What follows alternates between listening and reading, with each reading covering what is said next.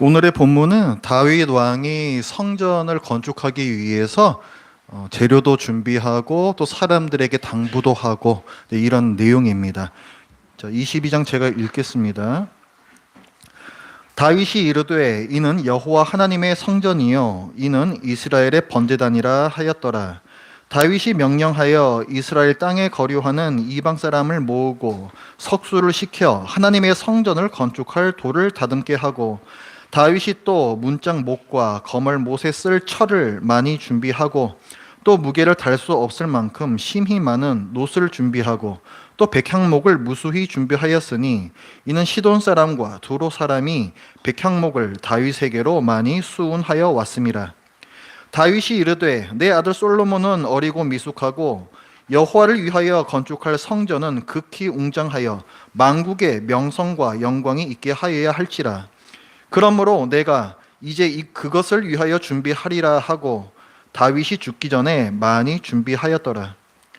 다윗이 그의 아들 솔로몬을 불러 이스라엘 하나님 여호와를 위하여 성전 건축하기를 부탁하여 다윗이 솔로몬에게 이르되 내 아들아 나는 내 하나님 여호와의 이름을 위하여 성전을 건축할 마음이 있었으나 여호와의 말씀이 내게 임하여 이르시되 너는 피를 심히 많이 흘렸고 크게 전쟁하였느니라. 내가 내 앞에서 땅에 피를 많이 흘렸은즉 내 이름을 위하여 성전을 건축하지 못하리라. 보라, 한 아들이 네게서 나리니 그는 온순한 사람이라. 내가 그로 주변 모든 대적에게서 평온을 얻게 하리라. 그의 이름을 솔로몬이라 하리니 이는 내가 그의 생전에 평안과 안일함을 이스라엘에게 줄 것임이니라. 그가 내 이름을 위하여 성전을 건축할지라. 그는 내 아들이 되고 나는 그의 아버지가 되어 그 나라 왕위를 이스라엘 위에 굳게 세워 영원까지 이르게 하리라 하셨나니 이제 내 아들아 여호와께서 너와 함께 계시기를 원하며 네가 형통하여 여호와께서 네게 대하여 말씀하신 대로 네 하나님 여호와의 성전을 건축하며 여호와께서 네게 지혜와 총명을 주사 네게 이스라엘을 다스리게 하시고 내 하나님 여호와의 율법을 지키게 하시기를 더욱 원하노라. 그때 네가 만일 여호와께서 모세를 통하여 이스라엘에게 명령하신 모든 규례와 법도를 삼가 행하면 형통하리니 강하고 담대하여 두려워하지 말고 놀라지 말지어다. 내가 환난 중에 여호와의 성전을 위하여 금 10만 달란트와 은 100만 달란트와 놋과 철을 그 무게를 달 수 없을 만큼 심히 많이 준비하였고 또 제목과 돌을 준비하였으나 너는 더할 것이며 또 장인이 네게 많이 있나니 곧 석수와 목수와 온갖 일에 익숙한 모든 사람이니라. 금과 은과 놋과 철이 무수하니 너는 일어나 일하라. 여호와께서 너와 함께 계실지로다 하니라. 다윗이 또 이스라엘 모든 방백에게 명령하여 그의 아들 솔로몬을 도우라 하여 이르되 너희 하나님 여호와께서 너희와 함께 계시지 아니하시느냐? 사면으로 너희에게 평온함을 주지 아니하셨느냐? 이 땅 주민을 내 손에 넘기사 이 땅으로 여호와와 그의 백성 앞에 복종하게 하셨나니 이제 너희는 마음과 뜻을 바쳐서 너희 하나님 여호와를 구하라. 그리고 일어나서 여호와 하나님의 성전을 건축하고 여호와의 언약궤와 하나님 성전의 기물을 가져다가 여호와의 이름을 위하여 건축한 성전에 드리게 하라 하였더라. 아멘. 우리가 흔히 하나님의 영광을 위하여 혹은 또 하나님께 영광을 돌린다라는 말을 씁니다. 만약에 이 말을 하나님의 영광이 조금이라도 부족하기 때문에 우리가 채워드려야 한다라는 의미로 쓴다면 잘못된 말입니다.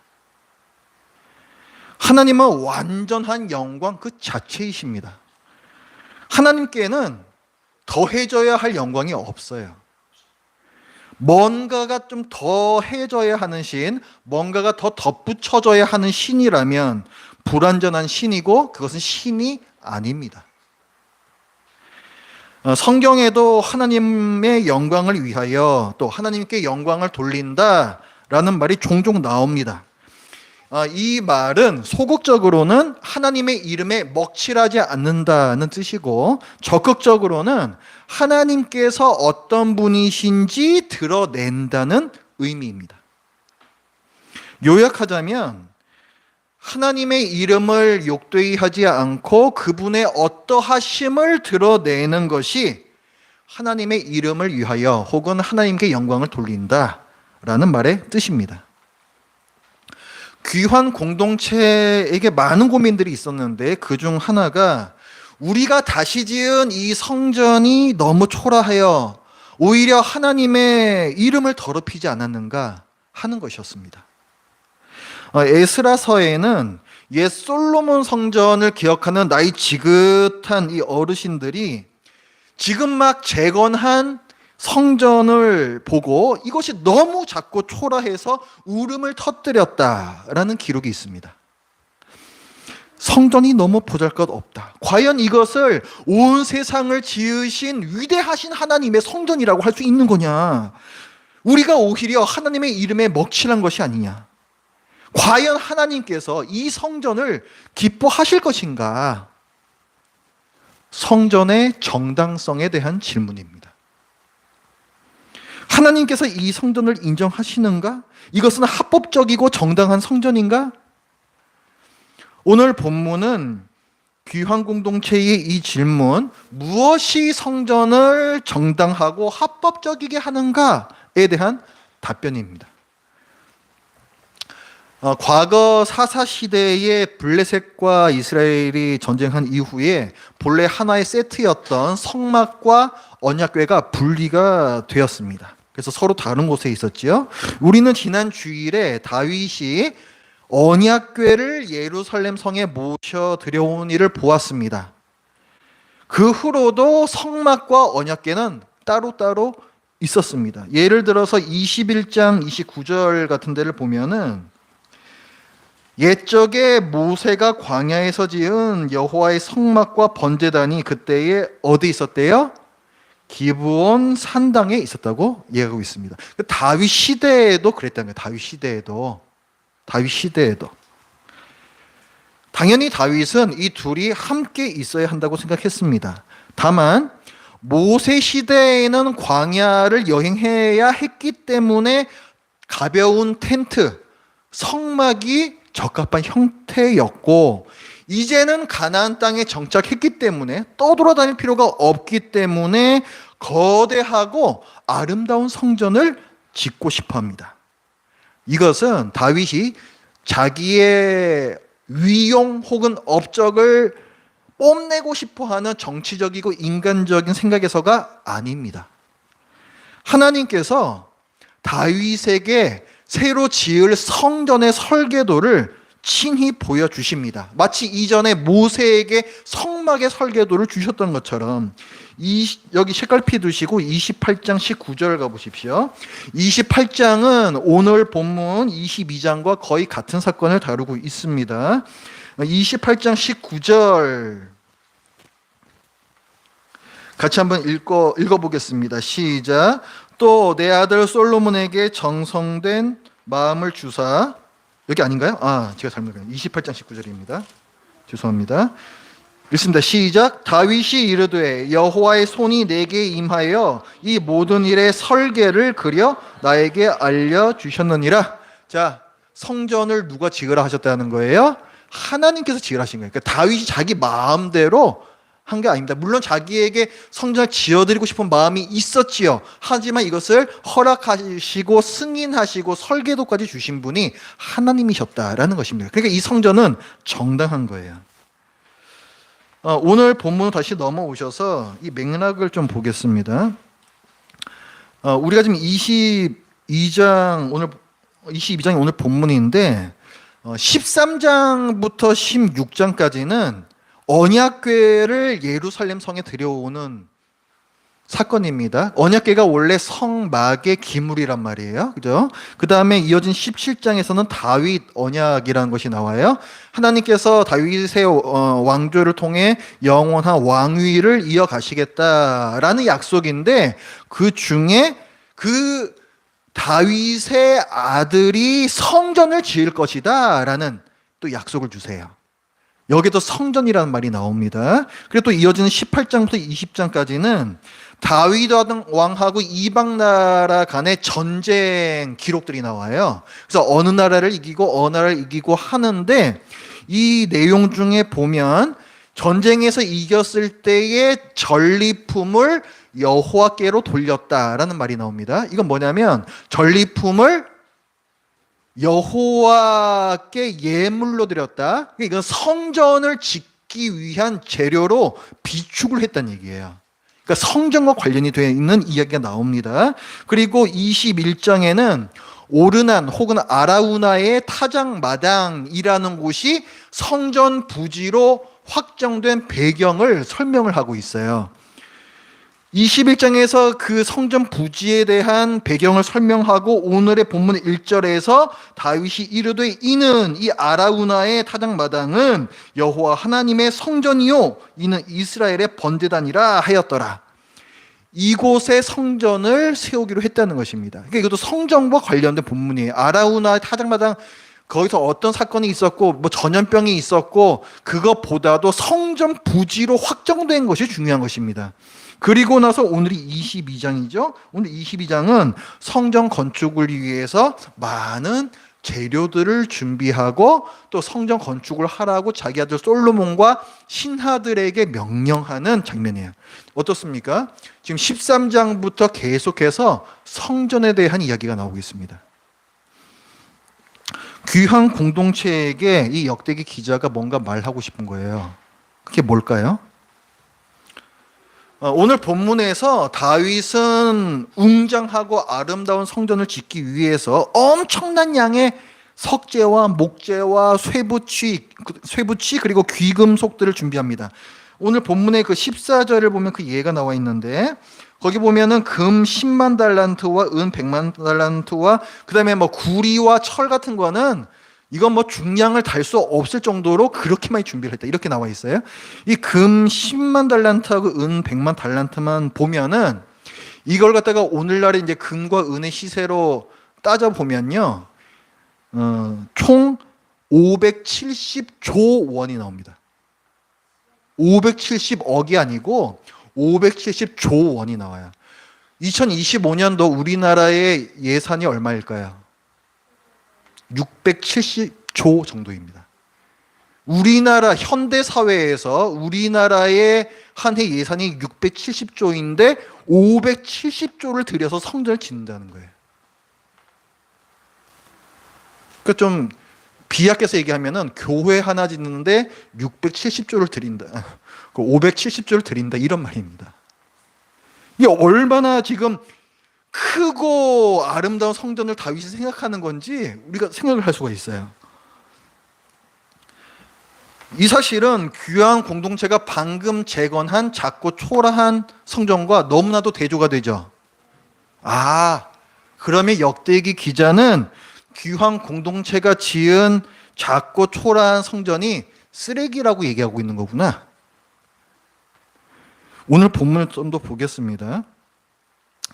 다윗은 성전 건축 준비까지만 하고 직접 짓지는 않습니다.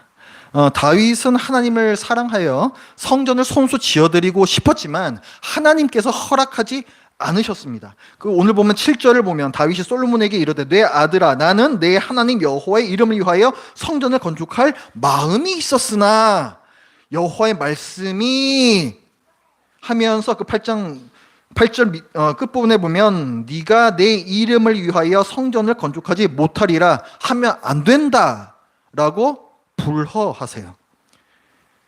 네가 내 성전을 지으면 내 이름이 더럽혀진다. 내 영광을 가리게 된다. 이렇게 말씀하세요. 참 이상한 말씀입니다.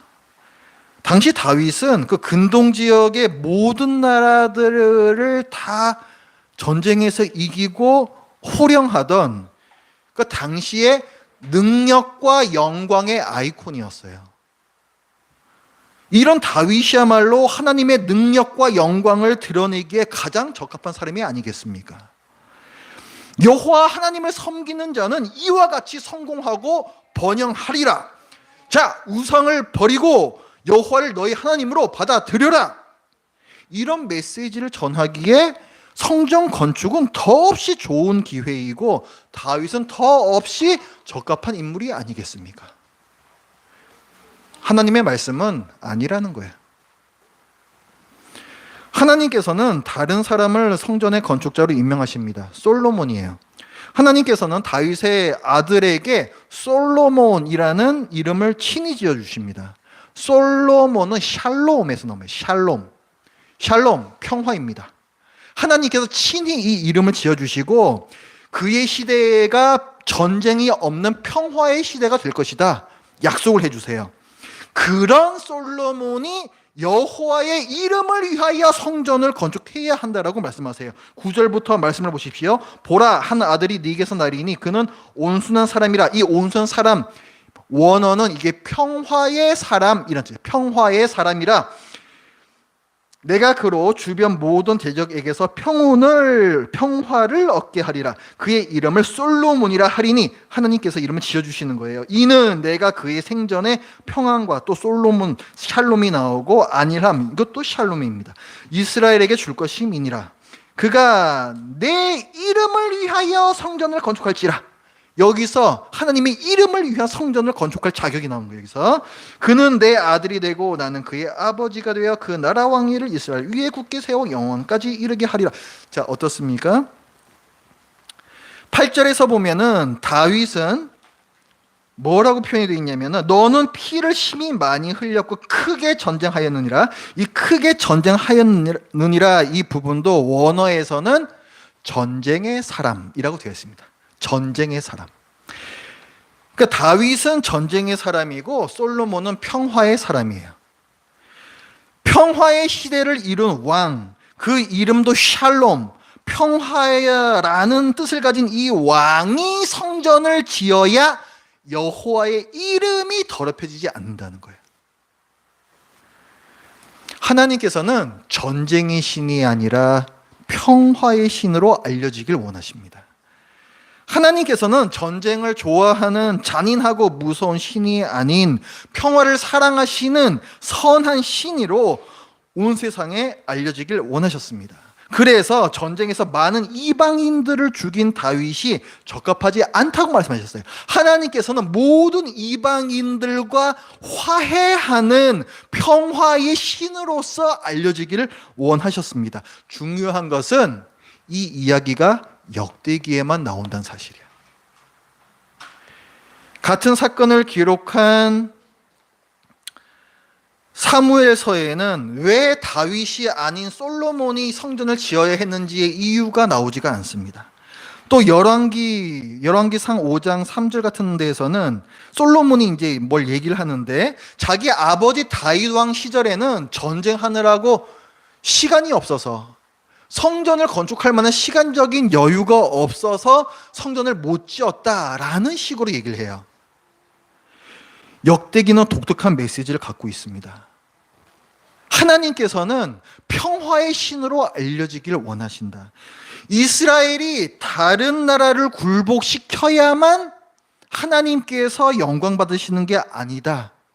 이것이 역대기 기자가 귀한 공동체에게 하고 싶은 말이에요. 이스라엘이 다른 나라를 굴복시켜야만 하나님께서 영광 받으시는 게 아니다.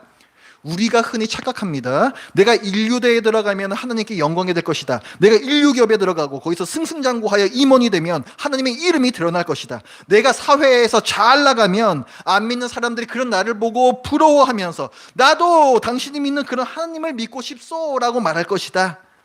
세상 사람들을 하나님께로 돌아오게 하는 왕 같은 제사장의 사명을 잘 수행하려면 내가 세상에서 권력과 명예를 가지고 영향력을 행사할 수 있는 사람이 돼야 한다라고 착각합니다. 이 착각을 고지론이라고 합니다. 고지, 높은 곳이라는 얘기예요. 높은 곳에 올라가야지 하나님의 영광이 된다는 생각입니다. 이 고지론의 밑바닥에는 자기의 탐욕 혹은 자기 비하가 있습니다. 하나님의 영광을 위해서라고 말은 하지만 그 속내에는 내가 잘 먹고 잘 살고 높은 명예와 권력을 누리고 싶은 탐욕이 있습니다.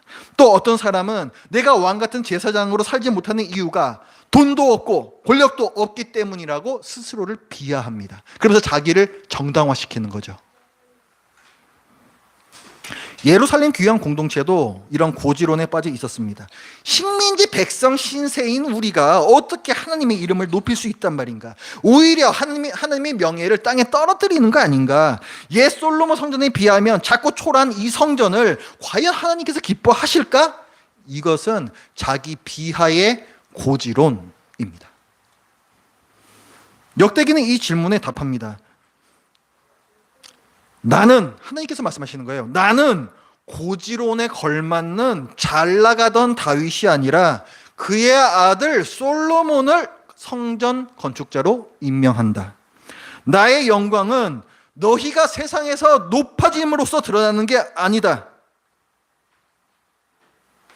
그러면 하나님의 영광은 언제, 또 우리가 어떻게 할 때 드러나는 것일까요? 비록 솔로몬 왕이 나중에 타락하게 했지만은 초기에는 이상적인 왕이었습니다. 하나님께서 솔로몬에게 소원을 빌라 하셨을 때 고지론의 영역인 부, 명예, 권력, 강한 힘 이런 것들을 구하지 않았습니다. 단지 온 세상의 재판장이신 공의로우신 하나님을 대리하는 부왕으로서 그저 백성을 정의롭게 재판할 수 있는 지혜를 겸손히 구했지요. 솔로몬은 백성 앞에서도 겸손한 왕이었습니다. 그는 당시에 세상 사람들이 사람 취급도 안 하던 가장 천한 계급에 속해 있던 성 노동자 둘의 분쟁을 해결합니다. 그것도 무려 왕인 자기 앞에 나오도록 해서 각자의 이야기를 다 하기까지 경청하는 겸손한 왕이었습니다. 그렇게 했을 때 오히려 스바의 여왕을 비롯한 이방 나라의 사람들이 앞을 다투어 솔로몬 왕을 보러 옵니다. 그 솔로몬 왕이 도대체 누구냐? 어떻게 그런 왕이 있을 수가 있느냐? 예루살렘으로 몰려와서는 고백해요. 당신이 섬기는 여호와는 참으로 위대하시도다. 하나님의 영광이 드러나는 것입니다. 훗날에 솔로몬 왕이 이방 여인들과 정략 결혼하고 애굽에서 수많은 말과 전차를 사오고 나라의 은과 금이 뽕나무같이 흔해졌다. 그러니까 세상의 관점에서 가장 잘 나갈 때, 그러니까 이 고지의 정점에 올랐을 때에는 오히려 이방인들이 하나님을 찬양했다는 기록이 전혀 없습니다. 하나님을 하나님으로 섬길 때, 하나님의 율법에 순종할 때, 겸손하게 낮은 자들과 함께 할 때에 하나님의 이름이 드러나고 하나님께 영광을 돌리는 삶이 됩니다. 역대기 기자는 다윗이 솔로몬에게 당부하는 말을 통해 귀한 공동체에게 말합니다.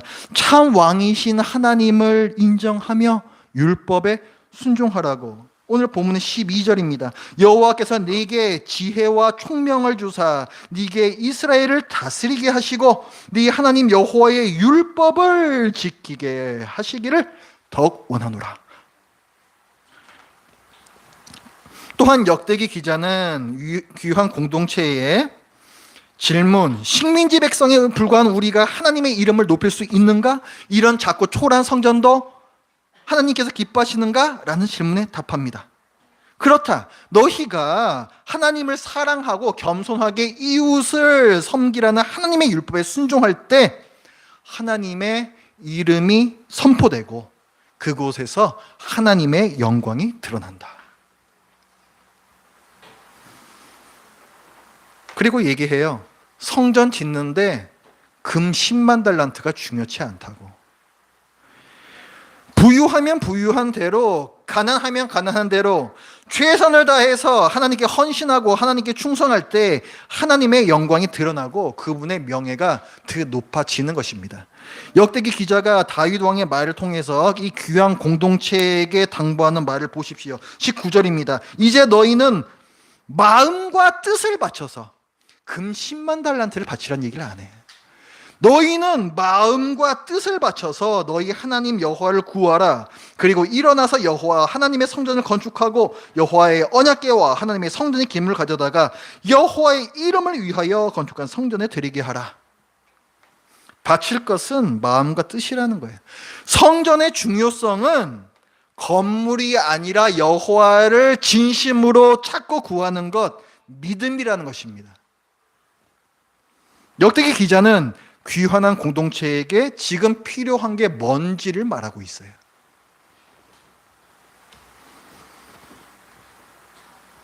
초라한 것은 아무것도 문제가 되지 않습니다. 초라하되 더 없이 초라한 성전이 예수님이시고, 순종하되 더 없이 순종한 분이 예수님이세요. 그분께서는 친히 내가 성전이다 밝히셨고, 성전이신 당신의 육체가 무너지심으로, 그러니까 십자가에서 피 흘리고 죽으심으로 하나님의 영광을 드러내시고 하나님의 이름을 온 세상에 알리셨습니다. 그토록 초라하신 분이셨지만 그분은 하나님께서 인정하신 참 성전이셨고, 죽기까지 하나님의 율법에 순종하시고 충성 헌신하신 참 이스라엘이셨습니다.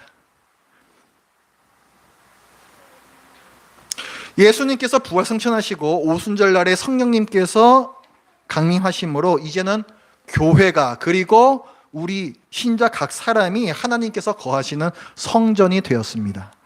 성전인 우리의 모범은 성전이셨던 예수님이에요. 내가 세상의 관점에서 작고 초라한 성전일지라도 하나님 앞에서 부끄러울 것 없습니다. 내가 질그릇 같을지라도 내 안에 거하시는 분이 보배 같은 온 세상의 왕이세요. 나는 가난해서, 나는 예쁘지 않아서, 나는 나이가 많아, 노쇠해서, 나는 몸이 약해서, 내가 세상의 관점에서 고운 것이 없고 세상 사람들이 보기에 흠모할 것이 없어도 기죽지 마십시오. 질그릇 같은 내 모습으로 오히려 하나님께 영광을 돌릴 수 있습니다. 사도 바울이 고린도 교회에 보낸 편지에서 이렇게 말합니다. 고린도후서 4장 7절인데요. 우리가 이 보배를 질그릇에 가졌으니 이는 심히 큰 능력은 하나님께 있고 우리에게 있지 아니함을 알게 하려 함이라. 그리고 이어진 15절에서 이렇게 말합니다. 이는 모든 것이 너희를 위함이니 많은 사람의 감사로 말미암아 은혜가 더하여 넘쳐서 하나님께 영광을 돌리게 하려 함이라. 우리가 질그릇 같고 초라하고 작은 성전일 때 하나님께서 오히려 영광을 받으세요. 역대기 기자는 귀한 공동체에게 그러했듯이 오늘날 우리에게도 소망을 줍니다. 하나님께서 말씀하시는 거예요. 네가 초라한 것은 전혀 문제가 되지 않는다. 너는 내가 내 명예를 걸고 친히 내가 지은 내 성전이다.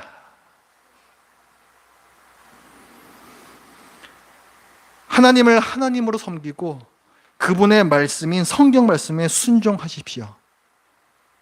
그때에 세상은 성전인 여러분을 통해서 하나님의 영광을 보게 될 것입니다.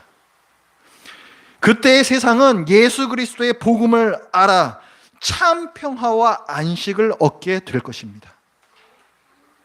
그때의 세상은 여러분을 통해서 하나님의 영광을 보게 될 것입니다. 기도하겠습니다.